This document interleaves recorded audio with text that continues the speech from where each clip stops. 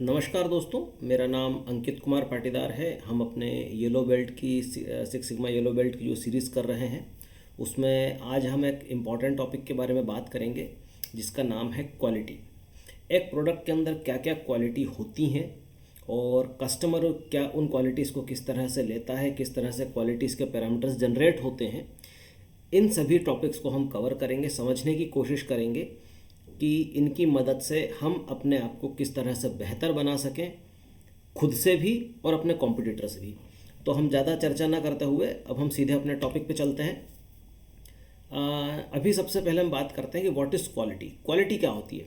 आपने ये शब्द कई बार यूज़ किया होगा अपने डे टू डे लाइफ में। आप जब भी कोई प्रोडक्ट खरीदते होंगे तो हमेशा बात करते होंगे ये प्रोडक्ट अच्छी क्वालिटी का है, ये प्रोडक्ट बुरी क्वालिटी का है, ये हमें जो क्वालिटी दी है ये कंपनी बेहतर क्वालिटी देती है, इस कंपनी की जो क्वालिटी है ये ख़राब है।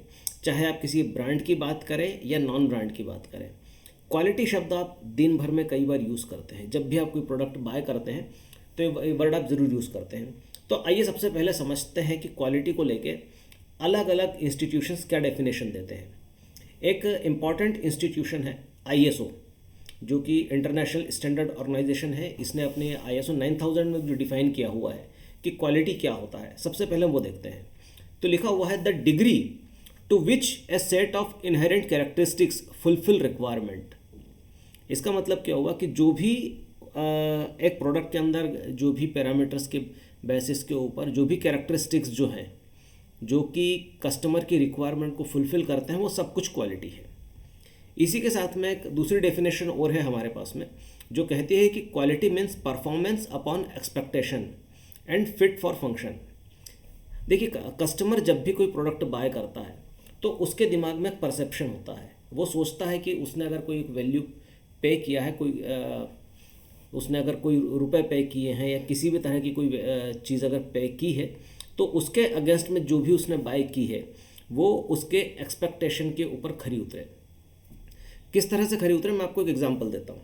सपोज़ करें आपकी एक कार है, कार का टायर ख़राब हो गया है, आप दुकान पे जाते हैं और एक कार का टायर परचेज़ करते हैं। आपने एक उनसे पूछ लिया है जो शॉप के ऑनर है कि मुझे किस तरह का टायर लेना चाहिए। उन्होंने आपको सजेस्ट किया है कि आपकी रिक्वायरमेंट को समझ के, और अल्टीमेटली आपने म्यूचुअली डिसाइड किया है कि आप एक ऐसा टायर बाय कर रहे हैं 5000 रुपये में जो कम से कम 60,000 किलोमीटर चलेगा और उसके बाद ही आपको टायर रिप्लेस करने की ज़रूरत पड़ेगी। इस स्थिति में अब आपके पास में 3 सिचुएशन बनेंगी। सबसे पहली कि आपका जो टायर है वो 60,000 किलोमीटर न चल के उससे कुछ कम चलता है। पहली, अगर ये टायर कम चलता है 60,000 से की बजाय अगर 10,000, 20,000 या 30,000 किलोमीटर ही अगर टायर चलता है तो आप क्या कहेंगे, टायर की क्वालिटी ख़राब है, क्योंकि आपने एक बेंचमार्क सेट किया हुआ था।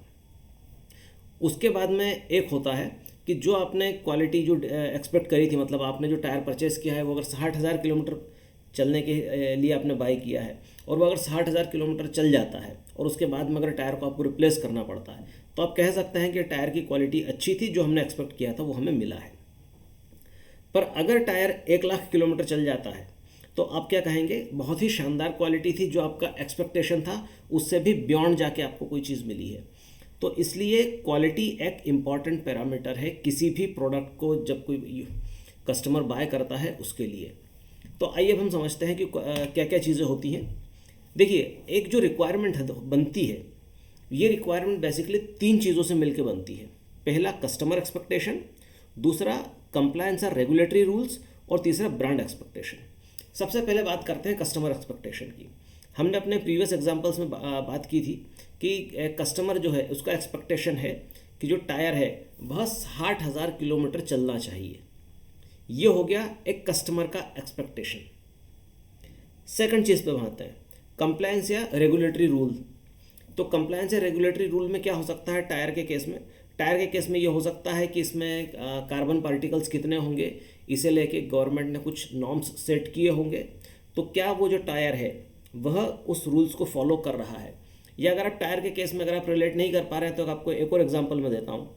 सपोज़ करें कि आप एक फूड आइटम परचेस करने जा रहे हैं और आप चाहते हैं कि आपको एक कैरी बैग मिले जिसके मदद से आप अपने प्रोडक्ट को घर पे लेके आ सकें। ये आपकी रिक्वायरमेंट है। बट हो सकता है कि गवर्नमेंट ने सिंगल यूज़ प्लास्टिक आपके एरिया में बंद कर रखे हों और आपको जो है आपकी रिक्वायरमेंट फुलफिल नहीं हो सकती है क्योंकि रेगुलेशंस उसे परमिट नहीं करते हैं। तो इस तरह की जो सिचुएशंस रहती हैं ये रिक्वायरमेंट के अंदर अफेक्ट करती हैं। और तीसरा होता है ब्रांड एक्सपेक्टेशन। देखिए, हर ब्रांड के साथ में कस्टमर की कुछ ना कुछ एक अलग एक्सपेक्टेशन होती है।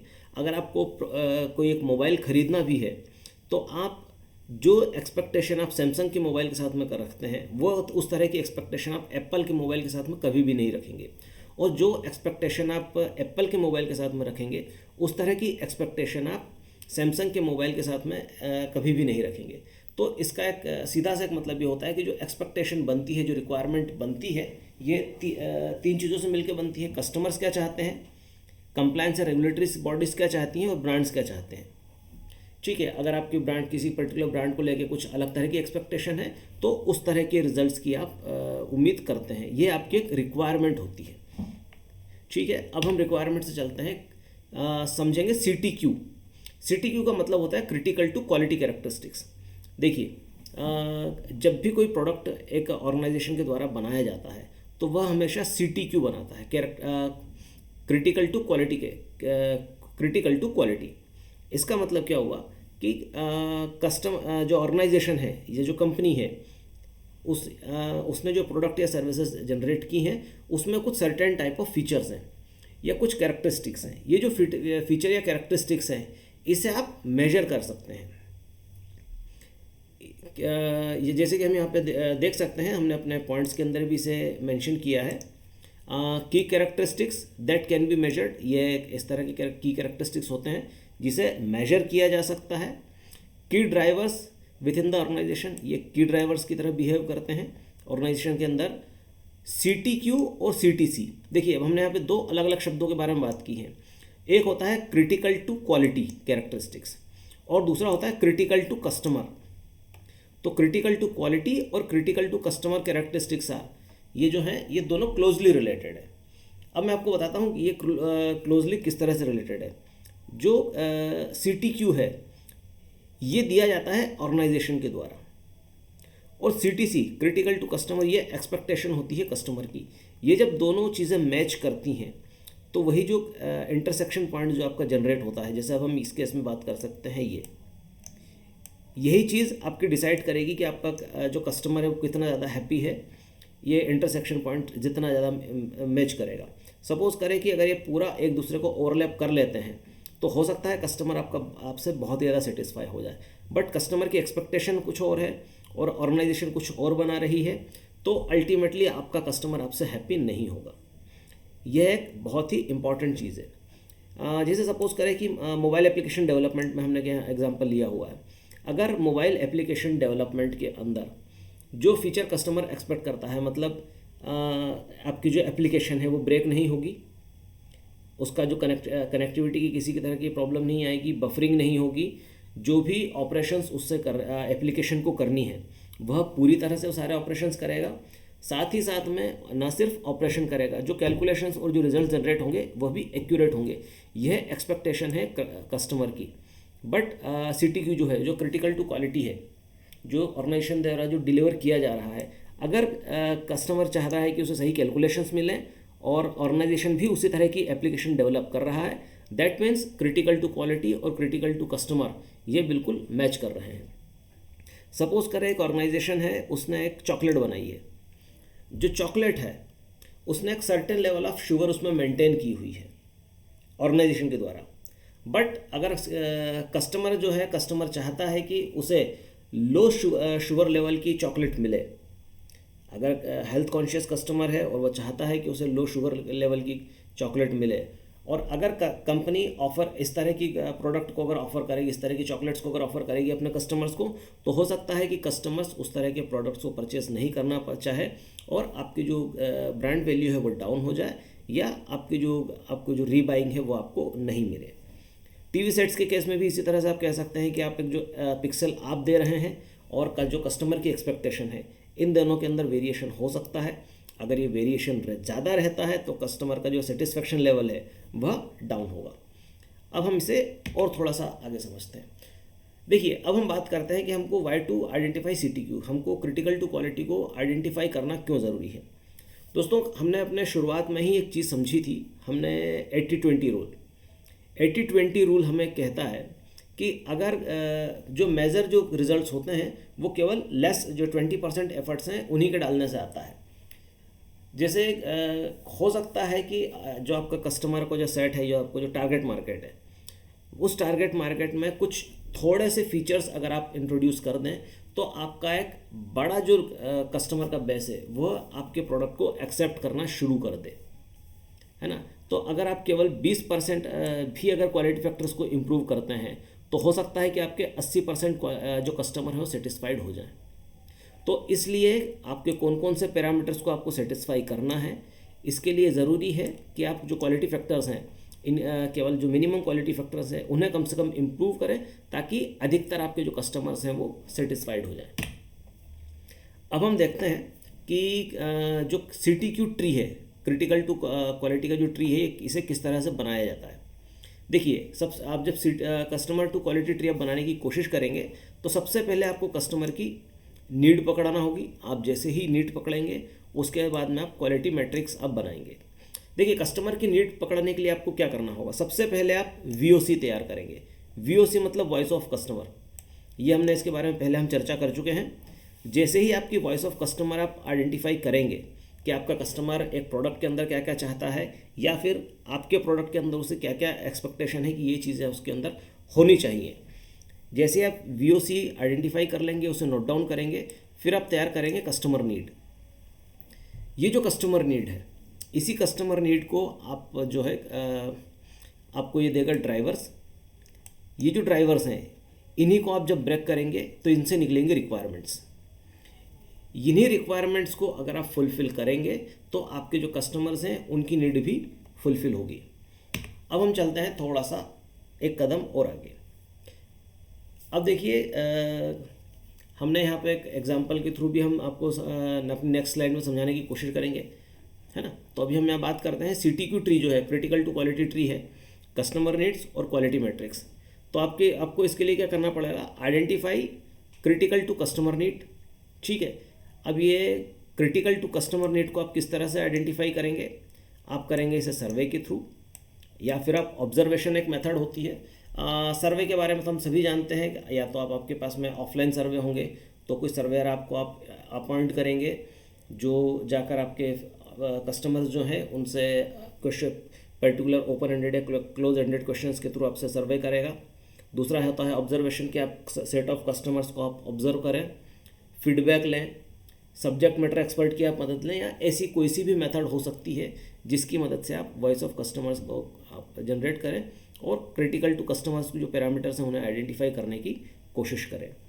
इसी के साथ में हमने पिछले अपने वीडियोज़ में बात करी थी SIPOC की। जो SIPOC है, जो SIPOC को एक बार फिर से बता देता हूँ, सप्लाई, इनपुट, प्रोसेस, आउटपुट और कस्टमर। ये जो हमने डायग्राम बनाया था ये आपको हेल्प करता है CTQ आइडेंटिफाई करने में। CTQ मतलब क्रिटिकल टू क्वालिटी। तो आपका ऑर्गेनाइजेशन क्या क्वालिटी जनरेट कर रहा है, इसे आप SIPOC से समझ सकते हैं, और कस्टमर क्या चाहता है इसे आप survey, observation, feedback, subject matter expert या और किसी मेथड के थ्रू समझ सकते हैं। आप जब इन दोनों को ओवरलैप करने की कोशिश करेंगे तो आपको समझ में आएगा कि एग्जैक्ट क्या चीज़ की डिमांड है जिससे कि आप कस्टमर्स को ज़्यादा से ज़्यादा बेहतर तरीके से सेटिस्फाई कर पाएँ। अब हम बात कर रहे हैं अपनी नेक्स्ट स्लाइड में, identify drivers of quality and list requirement for each driver. देखिए, सबसे पहले आपको क्या करना है, जो ड्राइवर है क्वालिटी के उसे आइडेंटिफाई करना है और उसको लिस्ट डाउन करेंगे आप, list requirement for each driver, कि हर एक ड्राइवर के लिए कौन कौन सी जो रिक्वायरमेंट्स हैं उन्हें है समझना, कौन कौन सी रिक्वायरमेंट्स हैं। जैसे मैं एग्जांपल यहाँ पे देता हूँ, एक्सीलेंट सर्विस। सपोज करें आप एक ऑर्गेनाइजेशन है जो कि सर्विसेज प्रोवाइड करती है ना, तो उसके के अगर आप चाहते हैं कि आपका जो कस्टमर है वो कहे कि आपकी ऑर्गेनाइजेशन के थ्रू एक्सीलेंट सर्विस दी जाती है, तो एक्सीलेंट सर्विस के लिए ड्राइवर्स क्या क्या हो सकते हैं, service, techniques and technicians are friendly. जो आपको जो सर्विस के जो टेक्नीशियंस हैं वह फ्रेंडली है या नहीं है, दूसरे साथ में ही आपकी जो टीम है वो प्रॉपरली नॉलेजेबल है या नहीं है, और टाइमली आप सर्विस देते हैं या नहीं देते हैं। हम अपनी प्रीवियस स्लाइड में देखते हैं कस्टमर की नीड क्या है। कस्टमर की नीड है एक्सीलेंट सर्विस। इसके लिए ड्राइवर्स क्या हैं? ड्राइवर्स हैं इसके service technicians are friendly, knowledgeable employees और टाइमली सर्विस। आप समय पे सर्विस दे रहे हैं नहीं दे रहे हैं, जो स्टाफ है वे प्रॉपरली नॉलेजेबल है या नहीं है, और जो सर्विस टेक्नीशियन है ये फ्रेंडली नेचर का है या नहीं है। अगर आप इसको रिक्वायरमेंट के अंदर कन्वर्ट करते हैं तो रिक्वायरमेंट क्या बन जाती है आपकी कि service technicians average score above customer, average score of above on customer evaluation, कि आपका जो कस्टमर है सर्विस टेक्नीशियन को अगर फ्रेंडली आपका जो कस्टमर है ये मान रहा है या नहीं मान रहा है। अगर आपके कस्टमर की कंप्लेन एक सर्टेन लिमिट से ज़्यादा अगर आ रही है, इसका मतलब है कि आपका जो टेक्नीशियन है ये फ्रेंडली नेचर का नहीं है, और अगर सर्टेन लेवल से कम आ रही है दैट मीन्स आपका जो कस्टमर है फ्रेंडली नेचर का है। इसी के साथ में आप अगर कोई टेक्निकल प्रोडक्ट दे रहे हैं या नॉन टेक्निकल प्रोडक्ट दे रहे हैं, अगर आपका एम्प्लॉय जो है ये प्रॉपरली आपके प्रोडक्ट के बारे में जानता है, आपके कस्टमर्स को पूरी तरह से सेटिस्फाई कर पाता है, दैट मीन्स आपका जो एम्प्लॉय है ये प्रॉपरली नॉलेजेबल है। हो सकता है कि आप एक थ्रेशोल्ड डिसाइड करें कि 70% जो कस्टमर्स है उन्हें कहना चाहिए कि आपका जो सर्विसमैन है ये एक्सीलेंट है, तो ये भी एक पैरामीटर हो सकता है। इसके बाद में हम बात करते हैं टाइमली सर्विस, कि आप जो सर्विसेज डिलीवर कर रहे हैं ये समय पे हो रही हैं नहीं हो रही हैं। जैसे अगर मैं पिज़्ज़ा हट के बारे में बात करता हूँ, या जो भी पिज़्ज़ा डिलीवरी कंपनीज़ हैं, उनका एक टारगेट है कि हम 30 मिनट के अंदर अपने प्रोडक्ट को डिलीवर आपके डोर स्टेप पे कर देंगे। इसका मतलब क्या हुआ? इसका एक सीधा सा मतलब ये हुआ कि 30 मिनट के अंदर वो एक प्रोडक्ट डिलीवर कर रहे हैं। उन्होंने उस सर्विस का जो पैरामीटर 30 मिनट का बनाया हुआ है, अगर उस 30 मिनट के पैरामीटर को फुलफ़िल कर रहे हैं, इसका मतलब कस्टमर के अंदर सेटिस्फेक्शन लेवल बढ़ेगा। हमने यहाँ पे लिखा हुआ है, जो हम हमारा एग्जांपल लिया हुआ है उसमें 90% customers call respond on same day. कि सपोज़ करें कि अगर आपकी कोई सर्विस ऑर्गेनाइजेशन है, अगर आप हीट वेंटिलेशन एयर कंडीशनिंग की सर्विस अगर प्रोवाइड करते हैं, और अगर आप कस्टमर्स को मोस्टली अगर आप उसी दिन अगर रिस्पॉन्ड कर देते हैं, या आप उसकी सर्विसेज को उसी दिन अगर करेक्ट कर देते हैं, तो ये माना जाएगा कि आप लोग सर्विसेज टाइमली कर रहे हैं और आपका जो कस्टमर का जो सेटिस्फेक्शन लेवल है वो बढ़ रहा है। दोस्तों अब हम एक और चीज़ समझते हैं, COQ और COPQ। ये दोनों एक इम्पॉर्टेंट टर्म्स हैं। मैं सबसे पहले इन एब्रीवेशंस का आपको डिटेल बता देता हूँ। COQ का मतलब होता है कॉस्ट ऑफ क्वालिटी, और PQ का मतलब होता है कॉस्ट ऑफ पुअर क्वालिटी। देखिए, आप जब एक ऑर्गेनाइजेशन के अंदर हैं और एक क्वालिटी जनरेट करना चाहते हैं, तो बट ऑब्वियस सी बात है आपको कुछ एक्स्ट्रा एक्सपेंसेस करना पड़ेंगे। तो आप जब भी क्वालिटी हासिल करने की कोशिश करेंगे, आपको जो कॉस्ट लगेगी उसे हम कहेंगे कॉस्ट ऑफ क्वालिटी। पर वहीं अगर आप पुअर क्वालिटी के प्रोडक्ट्स अगर जनरेट करेंगे तो उसकी भी एक कॉस्ट रहती है। ये शायद आपको दिखेगी नहीं, बट वो भी एक तरह की कॉस्ट आपको लगेगी, और उस कॉस्ट को हम कहते हैं कॉस्ट ऑफ पुअर क्वालिटी। तो ये कॉस्ट ऑफ पुअर क्वालिटी है जो है, इसे भी मेजर करना ज़रूरी है, क्योंकि ये आपकी अल्टीमेटली आपके बैलेंस शीट को अफेक्ट करती है। तो आइए अब हम समझते हैं कि कॉस्ट ऑफ पुअर क्वालिटी को किस तरह से हम कैलकुलेट करेंगे। COPQ cost of poor quality equal to external failure cost plus internal failure cost. देखिए, और जो कॉस्ट ऑफ पुअर क्वालिटी है इसकी आपको दो जगह पे कीमत चुकानी पड़ सकती है, और इन दोनों को जब आप कंबाइन करेंगे तभी आपकी फाइनल कॉस्ट निकल के आएगी। सबसे पहली चीज़ external failure cost. External failure cost मतलब ऐसी कॉस्ट जो प्रोडक्ट आपका डिलीवर हो चुका है और आपको कस्टमर के एंड पे जाके इसे पे करना पड़ता है। जैसे आपने प्रोडक्ट डिलीवर किया, अब आपको हो सकता है कि प्रोडक्ट अगर बार बार ख़राब हो रहा है तो आपको सर्विस सेंटर के कॉस्ट बढ़ जाएगी। तो ये हो गया एक्सटर्नल फेल्योर के कारण होने वाली कॉस्ट। आपको रिपेयर करना पड़ रहा है, रिवर्क करना पड़ रहा है, कस्टमर ने अगर कस्टमर आपके प्रोडक्ट से हैप्पी नहीं है, आपको रिटर्न प्रोडक्ट्स लेने पड़ रहे हैं। जैसे कई बार हम सुनते हैं कि XYZ कंपनी ने अपनी 5 लाख कारें मार्केट से कॉल करी हैं। तो ये जो 5 लाख कार जो कॉल हुई हैं उसके कारण क्या हुआ, कस्टमर कार जो ऑर्गेनाइजेशन है उसके ऊपर एक एक्स्ट्रा कॉस्ट इनकर्ड हुई है। तो ये जो एक्स्ट्रा कॉस्ट है ये अल्टीमेटली कहाँ जाके रिफ्लेक्ट होगी, बैलेंस शीट के अंदर। तो उस बैलेंस शीट को बचाने के लिए आपको एक्सटर्नल फेल्यूर्स को हैंडल करना पड़ता है, और ये जब जैसे ही एक्सटर्नल फेल्यूर्स को आप हैंडल करते हैं तो आपकी कॉस्ट ऑफ पुअर क्वालिटी बढ़ती जाती है। ठीक है, अब हम बात करते हैं इंटरनल फेल्योर की। अगर आपने डिज़ायर्ड लेवल की क्वालिटी के प्रोडक्ट्स ऑर्गेनाइजेशन के अंदर जनरेट नहीं किए हैं तो उसकी एक इंटरनल फेल्योर कॉस्ट भी होती है। इसके कारण से आपके जो रिवर्क्स हैं वह बढ़ जाते हैं, स्क्रैपिंग बढ़ जाती है, और आपकी जो पर यूनिट कॉस्ट है वो बढ़ जाती है। अगर इंटरनल फेल्योर हो रहा है तो आपकी पर यूनिट कॉस्ट इंक्रीज़ होगी, और अगर एक्सटर्नल फेल्योर हो रहा है तो आपको रेवेन्यू लॉसेस होंगे या फिर सेल्स जो है रिड्यूस होगी।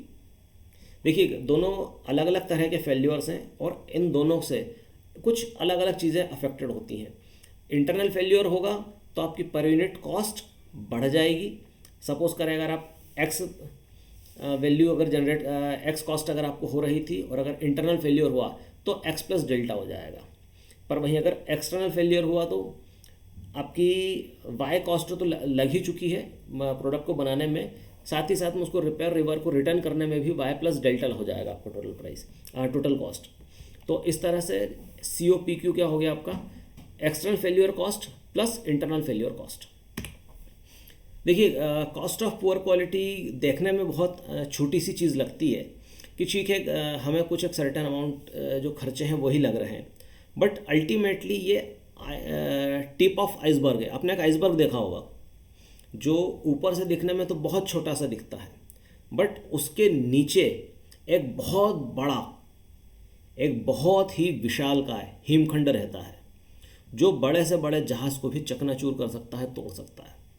तो ये जो कॉस्ट ऑफ पुअर क्वालिटी हो सकता है आगे किसी को भी लगे कि बहुत छोटी सी चीज़ है, इससे क्या फ़र्क पड़ना है, बट अल्टीमेटली जिस दिन ये बढ़ती जाती है उसी दिन ये आपको जो है पूरे के पूरे आपका जो जहाज़ है, आपका जो बिज़नेस का जहाज़ है, उसे डुबाने की ताकत रखती है। इसलिए हमेशा कोशिश कीजिए कि आपके जो प्रोडक्ट हैं उसके जो कॉस्ट ऑफ पुअर क्वालिटी है इसे कम से कम आप रख पाएँ और जितना मिनिमाइज़ कर सकें। मैं इसमें जितने भी पॉइंट्स दिए हुए हैं इनको मेंशन नहीं कर रहा हूँ, आप इसको वीडियो को स्टॉप करें और एक बार इन्हें पॉइंट्स को एक बार देख लें कि कौन कौन से चीज़ें आपको अफेक्ट करेंगी। ठीक है, अब हम चलते हैं cost of quality. Cost of poor quality तो डेफिनेट सी बात है, एक कॉस्ट है, बट कॉस्ट ऑफ क्वालिटी जब आप लेने की कोशिश करते हैं, अब अगर आप चाहते हैं कि आपके प्रोडक्ट की बेहतर क्वालिटी हो तो उसकी भी कॉस्ट है। उसकी कॉस्ट को अगर आप कैलकुलेट करते हैं तो उसका फॉर्मूला बनता है COQ equal to COPQ plus prevention cost plus appraisal cost. देखिए, कॉस्ट ऑफ पुअर क्वालिटी तो हमने समझ लिया था, external failure cost plus internal failure cost.